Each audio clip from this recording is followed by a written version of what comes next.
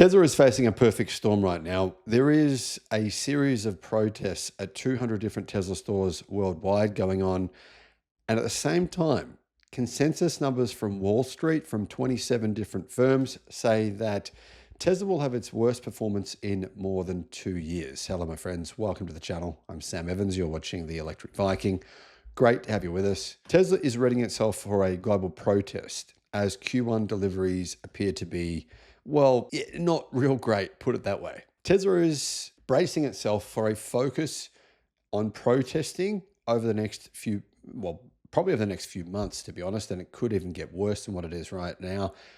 Organizers are actually expecting activity at around 500 Tesla locations, including all 277 US showrooms and numerous supercharger stations worldwide. Prior demonstrations have been pretty much peaceful, with isolated incidents of vandalism prompting federal involvement, with the FBI creating a task force to monitor threats of violence. Protest leaders claim they faced online harassment and threats from political opponents, but as far as I can tell, probably more of the threats have been by protesters by damaging people's cars. Tesla employees have reported incidents of being targeted both online and in person. Guys, if someone has a job working at Tesla, it's probably not going to be easy for them to just quit their job. So I think going after employees of Tesla is really, really poor. Please don't do that. The protest comes just days ahead of Tesla's first quarter deliveries report, which is expected to reflect a multi-year low. And the company is also navigating the effects of new tariffs that will drive up manufacturing costs. Though that said, Tesla will have an advantage over everyone else in the United States because its cars are predominantly American made. Despite Tesla's US-based production, Wedbush Securities warns that tariffs impacts on global supply chains will force companies to raise prices.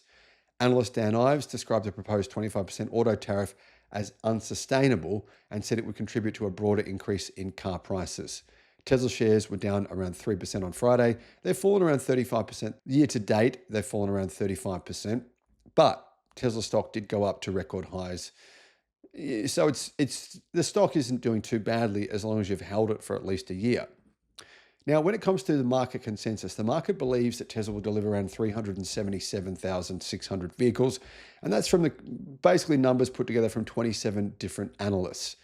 If that is correct, that would mean you'd have to go back to Q3 of 2022, nearly 3 years ago, to find a quarter in which Tesla delivered fewer vehicles than that.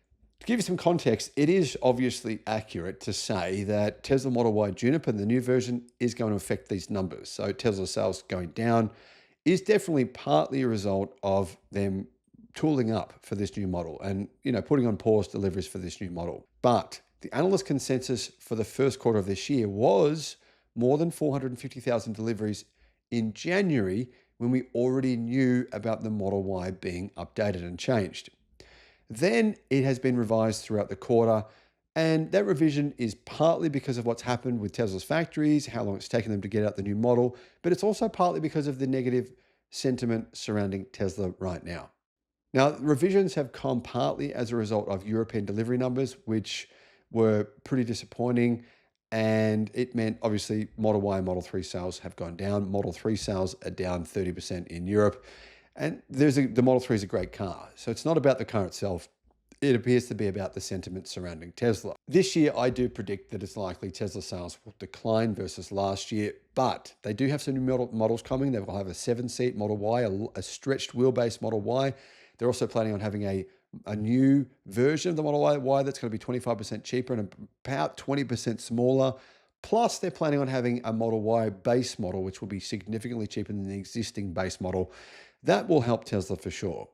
But I do think there is definitely a lot of people, and I've seen people saying this themselves, who have canceled their orders for the Model Y as a result of the Tesla sentiment. Now, to be honest, guys, I didn't cancel my Model Y order because of the negative sentiment. I cancelled it because I just think that there's other better value cars around right now, such as the Xpeng G6, which is a car that I already own. Let me know your thoughts in the comments. Somebody said to me last year, they said, Sam, how the hell is this company NIO? They're losing billions of dollars every single year that they've ever been in business. How are they still in business, and how the hell do they have so much money? It doesn't make any sense. Well, very good question. NIO just reported within hours that they once again lost around $1 billion in the numbers are staggering, in the fourth quarter of 2024. Their losses are growing, and yet they aren't actually at immediate risk of bankruptcy. That said, though, AI says their risk is growing substantially every single week. Here are the details behind what's actually going on at NIO and why NIO isn't bankrupt when, to be honest, it should be. It's lost so much money, it's insane. I mean, basically the US investors, the US public, they're just looking at NIO going, what the hell is going on with that company? How are they still selling cars? Here is how they're managing to pull it off, even though they're losing insane amounts of money on every single car that they sell, despite some creative reporting saying otherwise. Hello, my friends. Welcome to the channel. Great to have you with us. I'm Sam Evans. You're watching the Electric Viking. NIO, the Chinese EV manufacturer, who are listed on the US Stock Exchange, reported their financial results for the fourth quarter and full year of 2024, revealing growth in revenue, but widening losses. Revenue, 2024, Q4, so the fourth quarter, the last 3 months of 2024, revenues reached $2.7 billion US, marking a relatively low increase of 15% versus the same quarter the previous year, and an increase of 5.5% from the previous quarter, which is a bit of a shock. Generally, the fourth quarter of 2024 is the quarter where all of a sudden your revenue skyrockets for most car manufacturers in China. Net losses. The company recorded a net loss of RMB 7.1 billion, which is about $975 billion US.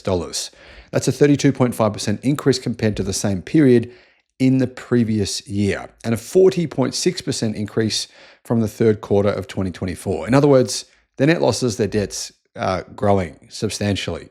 They're accelerating. I mean, there's a reason NIO just fired 10% of its staff, because it's losing so much money. I mean, $1 billion for 1 year, okay. You lost $1 billion US in a year. I guess you could deal with that maybe. $1 billion in 3 months? Yeah, surely, right? Surely NIO's going to be in financial trouble, you'd think. Vehicle deliveries. NIO delivered 72,000 vehicles in Q4, a 45% increase year over year. So its vehicle delivery numbers have gone up pretty significantly, but its revenues have only grown by a relatively small amount.